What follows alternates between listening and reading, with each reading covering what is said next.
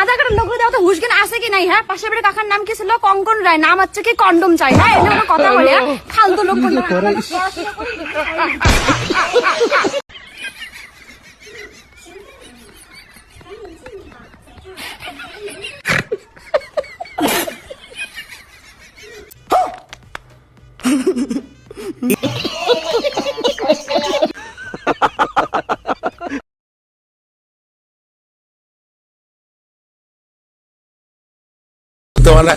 কথা আটকে যায়, ম্যায় ম্যায় ম্যায় ম্যায় করে, গায়ে গায়ে গায়ে গায়ে।